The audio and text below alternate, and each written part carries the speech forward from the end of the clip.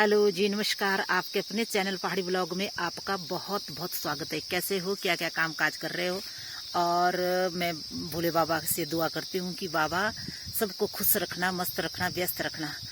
तो आज मेरी वीडियो बहुत ही अपने किसान भाइयों क्या सभी के लिए ही ना बहुत ज़्यादा इंटरेस्टिंग हो रही है। तो मेरी वीडियो पूरी की पूरी देखना और कमेंट में ज़रूर बताना है कि आप को मेरी वीडियो कैसी लगी। जो भी कुछ मैं जानकारी देती हूँ वो आपको कैसी लगती है, क्या आप उसका कुछ मतलब फ़ायदा उठाते हैं या नहीं। तो जैसे कि हम अपनी एक फसल निकालते हैं और दूसरी फसल हम लगाते हैं, तो इससे हमारी ज़मीन की जो उर्वरक शक्ति है बहुत कम हो जाती है। तो हमारे को अपनी ज़मीन की उर्वरक शक्ति को बढ़ाने के लिए हमारे को ऐसी खाद का उपयोग करना चाहिए जो कि मतलब अपनी देसी खाद का ही उपयोग करना चाहिए, और वो भी मतलब ज़्यादा मात्रा में। क्योंकि जैसे बोलते हैं ना, पशुओं के बच्चा होता है तो हम जिसके बच्चा होता है उसकी माँ की हम कितनी देखभाल करते हैं। और महिलाओं के बच्चा होता है तो हम बच्चा होने के बाद हम बहुत सारी देखभाल करते हैं। उसी प्रकार अगर हमारी खेती से हम अपनी फसल निकाल चुके हैं और हम अपने फलदार पौधों से अपने पौधे से मतलब फ्रूट निकाल चुके हैं, तो हमारे को उसकी बहुत ज़्यादा देखभाल करनी चाहिए। क्योंकि ज़मीन की उर्वरक शक्ति कम हो चुकी है। तो हमारे को अपनी ज़मीन में ऐसी खाद का उपयोग करना चाहिए जो कि मतलब जड़ों का विकास करे। और जैसे कि आज अब अगले कोई लहसुन लगना है और जो भी कुछ मटर लगना है, कुछ भी लगना है, तो ताकि हमारे एक तो कंद भी बड़ा हो और उसकी जड़ें भी मतलब उसकी जड़ें का विकास भी हो। तो और उनकी हमारे को निराई गुड़ाई तो करनी ही ज़रूर करनी चाहिए। और मैंने आपको बताया ना कि पिछली वीडियो में कि हमारे को पोटास मतलब हम नेचुरल तरीके से हम कैसे डालनी चाहिए, तो वो भी मैंने आपको पिछली वीडियो में बताया। और मतलब गोबर की खाद और जीवामृत हमारे को अधिक मात्रा में डालना चाहिए। और फंगी साइड भी मैंने आपको बताया है कि मिट्टी में मिलाना चाहिए। मतलब जो नेचुरल तरीके से फंगी साइड बनाना मैंने पिछली वीडियो में बताया आपको।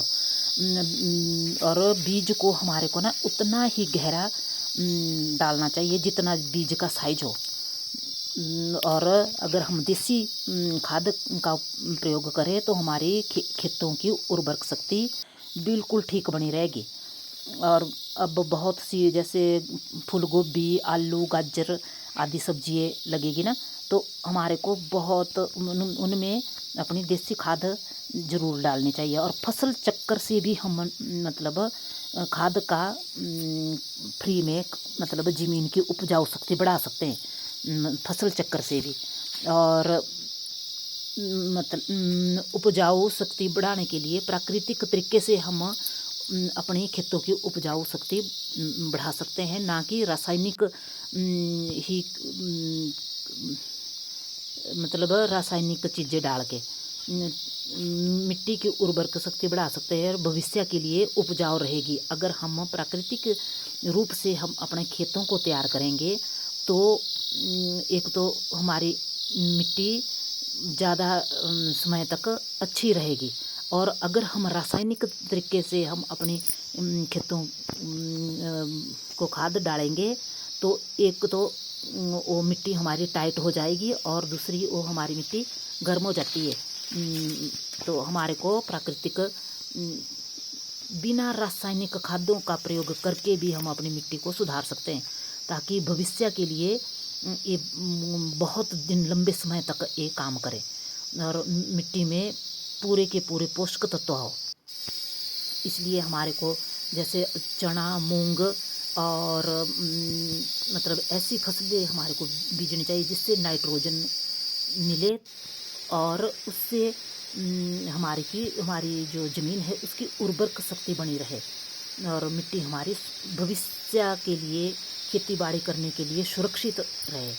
तो हम इस तरह से हमारे को अपना जो खेतों एक खेत मतलब फसल काट के दूसरी फसल अगर हमने लगानी हो तो हम अपने रासायनिक तरीके से ही नहीं मगर हम अपने प्राकृतिक तरीके से और भी अपनी मतलब ज़मीन को उपजाऊ शक्ति बढ़ा सकते हैं, जिससे कि हमारी भविष्य के लिए हमारी जो ज़मीन है वो सुरक्षित भी होगी और उसमें मतलब अच्छा पैदावार भी होगी। तो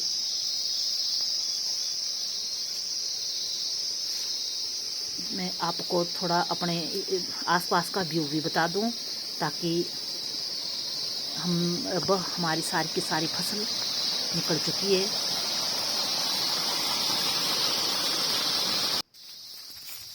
तो मेरी आज की वीडियो में बस इतना ही। अगर आपको मेरी वीडियो ज़रा सी भी अच्छी लगी होगी तो ज़रूर सब्सक्राइब, लाइक और शेयर करना और बताना कि क्या कल हमारे तो ना यहाँ अचानक ही कल रात को ना बारिश हुई और मतलब ना कोई नेट में बोला हुआ था और ना ही मतलब पता था। और आप बताना कि क्या आपके मक्की वगैरह बाहर रखी थी भीग गई तो हमारे तो हमने ना रात को लगभग 2 बजे हमारे ना यहाँ बारिश लगी मगर हुई नहीं मतलब जितनी होनी चाहिए थी। तो ये देखो अब जा रही हूँ मैं, लगभग 12 बज चुके हैं, 12:30 हो गए दिन के।